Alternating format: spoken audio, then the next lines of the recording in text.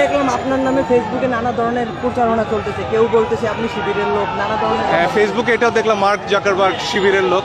তো আমি এই সব ব্যাপারে সত্য উদ্ঘাটনের অপেক্ষায় আছি। এটা পরিষ্কারভাবে আমাদের আইন এবং সংবিধানের লঙ্ঘন। আমাদের প্রত্যেকের মত প্রকাশের সমাবেশের অধিকার আছে। এটার তো জবাব আমাদের ছাত্রছাত্রীরা অনেক আগে দিয়েছে এবং পরিষ্কারভাবেই আজকে স্বাধীনতার 50 বছর পরে কাউকে শিবির, স্বাধীনতা বিরোধী, রাজাকার এসব দিয়ে তাদের যে মূল দাবি, অধিকারের দাবি, সেখান থেকে দৃষ্টি সরানোর আসলে সুযোগ নেই।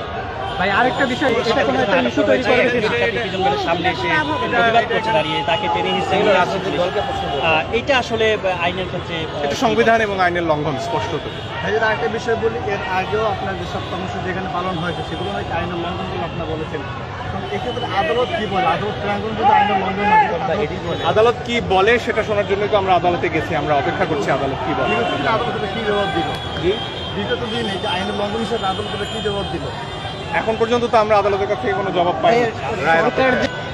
যখন নিরীহ শিক্ষার্থীরা যারা আন্দোলন করতে নেমেছেন শান্তিপূর্ণভাবে, তাদের উপর যখন গুলি চলে, তখন এর ভিন্ন কিছু ভাবার তো সুযোগ। এটার তো জবাব আমাদের ছাত্রছাত্রীরা অনেক আগে দিয়েছে এবং পরিষ্কারভাবেই আজকে স্বাধীনতার 50 বছর পরে কাউকে শিবির, স্বাধীনতা বিরোধী, রাজাকার এসব দিয়ে তাদের যে মূল দাবি, অধিকারের দাবি, সেখান থেকে দৃষ্টি সরানোর আসলে সুযোগ নেই।